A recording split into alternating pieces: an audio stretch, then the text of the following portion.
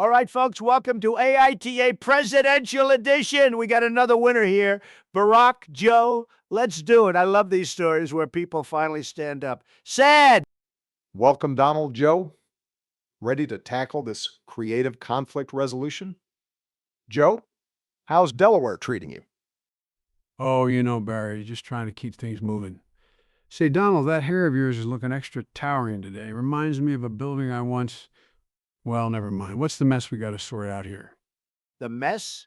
It's beautiful, Joe. Absolutely beautiful. All right, read the story. Let's see who the winner is. I already know. AITA for trashing my sister's car to get her attention. My sister has this habit of making plans and then completely ghosting without any warning. We have a standing weekly coffee date that she cancels or stands me up at least once every month with some vague excuse that she completely forgets she even gave. She claims it's just how she is and that I shouldn't take it personally. This past weekend was our scheduled coffee date. She texted me 2 hours before that she couldn't make it because she was feeling overwhelmed with work. That's the same text I got last month. It feels like she thinks I have infinite time to sit around waiting for her convenience. When I saw her car in her driveway that night, something snapped. I decided to send a message. I took her car key, she leaves it hidden under the mat, classic move, and went to town. I covered every single inch of that car with sticky notes, inside and out. I used up at least 5 full pads of them. Every window was completely plastered, every surface sticky with little yellow reminders. Remember to show up. People value your time too. You're a ghost. Coffee. Stop. Reschedule properly. It looked ridiculous. Absolutely ridiculous. It took me about 2 hours, but the final result was spectacular. When we got home around 1 a.m., I knew she couldn't miss it. I got the call at 1:15 a.m. She was screaming that she had to spend the next day peeling hundreds of sticky notes off her car and that she was furious. She demanded to know who would do something so childish. When I arrived the next morning after she'd finished removing the notes, I calmly said that if she wants people to remember our plans, maybe she should actually make an effort to show up. She said that my behavior was completely over the top and that she was seriously reconsidering our relationship because I'm clearly unstable. I told her that if she actually remembered our plans instead of treating me like a backup option, none of this would have happened. Now I'm getting texts from our whole family telling me I went way too far and that her car is a disaster area and that I need to stop being dramatic. But honestly, she finally showed up for coffee today without canceling, so maybe it worked. AITA? Okay. So we have AITA for trashing my sister's car to get her attention?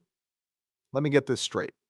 Sister consistently ghosts weekly plans, uses vague excuses, thinks it's just how she is, and leaves her key under the mat.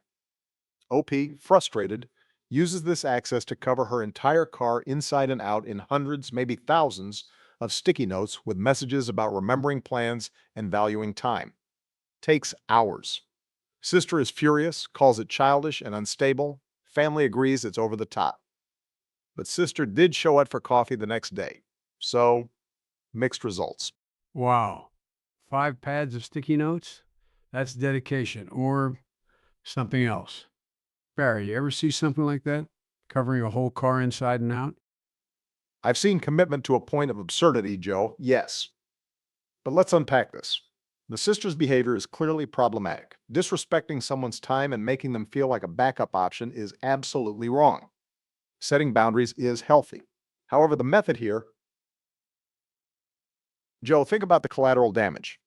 Her car becomes a public spectacle, it requires hours of labor to clean, it escalates the conflict massively, and risks permanent damage to the relationship. The family's reaction confirms that. Even if she did show up for coffee that day, how sustainable is this? How scared was she versus actually changed? Weak. See, Barack, you're weak. This sister, pathetic, total loser. She treats her own sister like garbage, like a loser, and gets away with it for years. But my guy here, OP, genius, absolute genius. He sees the problem, she's a flake, a ghost, a loser, and he takes action. He makes a statement. That car? That was a masterpiece, a beautiful message. People value your time too? That's gold. You're a ghost? Perfect. He gets in her face, literally on her car, and says, stop. And what happens? She shows up. Works perfectly. He wins. She loses. That's how you handle losers, Barack. You don't negotiate. You dominate. Dominate? Donald, you're talking about covering a vehicle in sticky notes. This isn't a boardroom negotiation, it's a family relationship. Escalating to vandalism, even if it's just sticky notes, isn't dominance, it's emotional volatility. The victory here seems to be her showing out of shock or anger, not genuine change. What about rebuilding trust? What about open communication? This just burns bridges with fire. Folks, listen. I get both sides here. Sister, treating her own flesh and blood like a doormat. That ain't right. Should have shown up, should have called, should have. Well, you know. But OP, covering the whole car, inside, that's a lot. A lot. I mean, peeling thousands of sticky notes, that's a whole day down the tubes. I had a secretary once who used one sticky note on my desk, and I thought it was a war crime. This is an invasion, a sticky note invasion. Now, I get it, you're mad, you're hurt. But you gotta wonder, did you really help? Or did you just make her more mad and scared? Scared? Good. She should be scared. She needs to learn respect. And she did. She showed depth. That's the point. You want to be her buddy, Barry? Fine, be her buddy. Let her walk all over you. Me? I respect the winner here. OP stood up, made a huge statement, and got results. Fast, efficient, beautiful. He's NTA, obviously. NTA? Donald's coming. You can't just trash someone's car, even with sticky notes, and say NTA because they finally showed up. What about the family fallout, the damage? That's a lot of sticky notes, man. A lot. Exactly, Joe. This isn't just about the sister ghosting. It's about the response to it. The OP's actions were disproportionate and damaging in their own right. They escalated a communication issue into a public shaming that harmed their sister and their relationship with the family. While the sister's behavior is the catalyst, OP is not without blame here. Family fallout? So what? Winners have fallout. You think I became president by being nice to losers? You have to be tough. You have to show them who's boss. OP showed his sister who's boss. She got the message, clear as day. Sticky notes everywhere. Message received. NTA, 100%. Look, folks, here's the deal. Sister, YTA for flaking and treating OP like she's doing her a favor. That's just plain wrong. But OP, you gotta admit, ESH here, you went overboard, way overboard. You wanted attention, you got attention. You wanted her to show up, she showed up. But at what cost?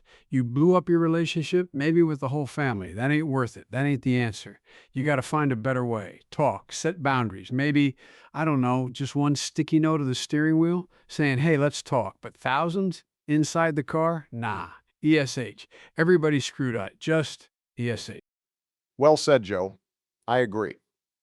The sister is clearly YTA for her habitual disregard.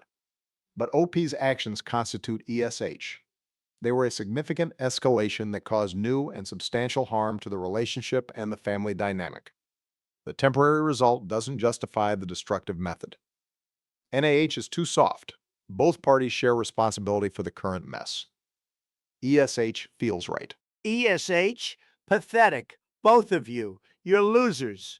OP stood up, made a beautiful statement, got results. Sister got what she deserved. He's NTA. You're both weak, always taking the side of the losers. Sad.